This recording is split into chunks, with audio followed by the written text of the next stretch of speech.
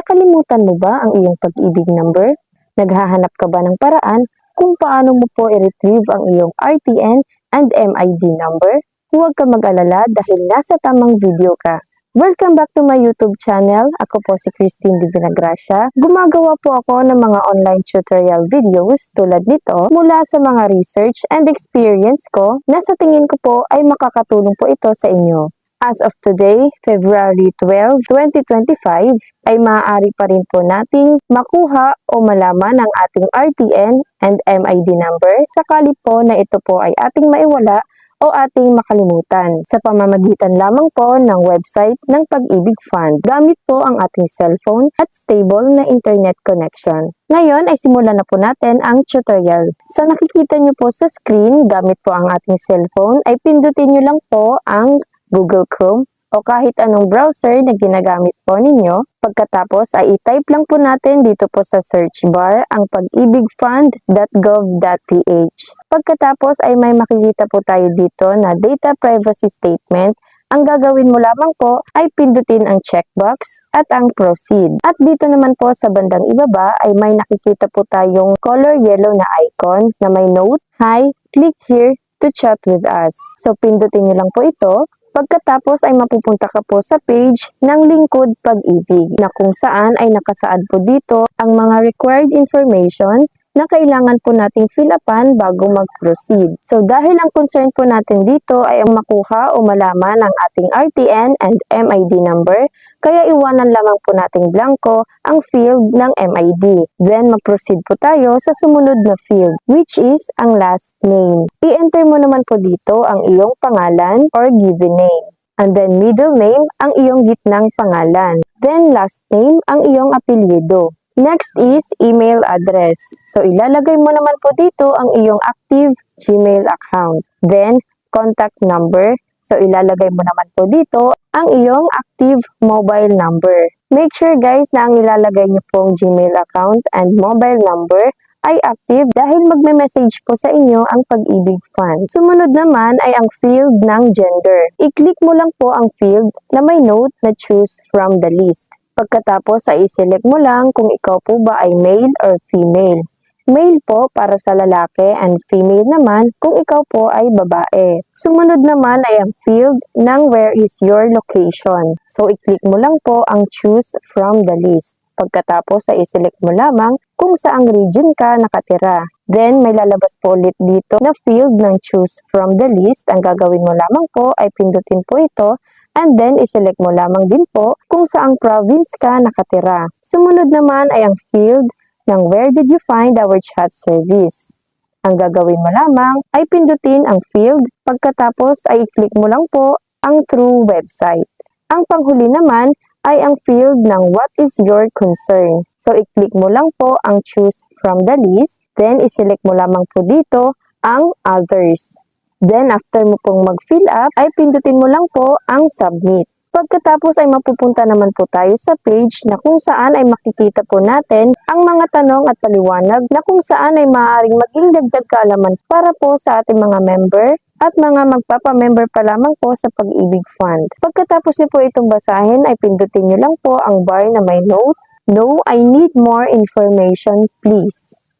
Then, dito naman po sa next page ay ganun din po ang inyong gagawin. I-click nyo lang po ang no, I need more information, please. And then, sa sumunod na field naman, ay i-click nyo naman po ang no, I'd like to chat with an agent, please. Pagkatapos ay mapupunta ka naman po sa mismong live chat ng Lingkod Pag-ibig. So, ang gagawin mo lamang ay mag-aantay ka po ng direct message po galing sa Lingkod Pag-ibig. Kapag na-receive mo na po ito, ay makikita niyo po dito sa panghuling message, "Due to high volume of transactions, our Lingkod Pag-ibig are still engaged at the moment. Kindly leave us a message with the following information and we will attend to your concern as soon as an agent becomes available." So dahil po sa mga transactions and concerns na ina-assist po nila, kaya hindi po nila agad-agad maibibigay ang kanilang response. So ang gagawin mo lamang po ay isend ang iyong mga required information na hinihingi po nila. So make sure guys na bago nyo po isend ang inyong required information, ay siguraduhin nyo muna na na-receive nyo na ang ganitong message na nakikita nyo sa screen. So, ang unang information na isi-send po natin ay ang name extension. I-send mo po kung ikaw po ba ay junior, senior, etc. Ngunit kung wala ka naman pong name extension, ay maaaring hindi mo na po ito lagyan o hindi nyo na po ito kailangang i-send. Next is current employer. So, isi-send nyo naman po ang pangalan po ng company na iyong kasalukuyang pinagtatrabahuhan, which is ang iyong present employer. Ngunit kung wala ka pa naman pong present employer or current employer, ay maaaring hindi mo na po ito i-send. Next is previous employer.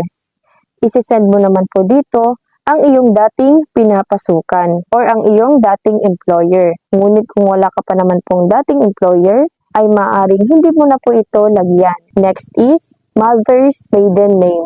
So, isi-send mo naman po dito ang buong pangalan ng iyong mother sa pagkadalaga. Ilalagay mo po ang kanyang first name, ang kanyang pangalan, middle name, ang kanyang gitnang pangalan, then last name, ang kanyang apelyido sa pagkadalaga or nung time po na hindi pa siya ikinakasal. Ngunit kung wala naman po siyang middle name, hindi mo na po kailangang i-provide ang middle name. Pwede nyo pong ilagay ang first name and last name lamang. Next is place of birth. So, isi-send mo naman po ang lugar kung saan ka po ipinanganak. So, paalala lamang po na ang place of birth po na ipoprovide ninyo ay sa inyo mismo at hindi po sa inyong mother. At para po ma-send nyo ito ay pindutin nyo lang po ang arrow na nasa blue bar. At make sure po na isa-isa nyo po itong isend sa kanila. Panghuli naman ay ang concern. At dahil ang concern nga po natin ay ang makuha o malaman ng ating RTN at MID numbers, nakikita nyo naman po sa screen kung paano ko po isinisend ang aking concern. At pagkatapos nyo pong isend ang inyong mga required information at ang inyong concern, ay maaari ka po munang mag-leave dito po sa page na to. And then after 2 to 3 hours, ay maaari mo na po itong i-check sa inyong Gmail account. Dahil hindi po sila agad-agad makakapag-response sa atin dito po sa live chat dahil po sa dami ng mga transactions and concern na ina-assist po nila.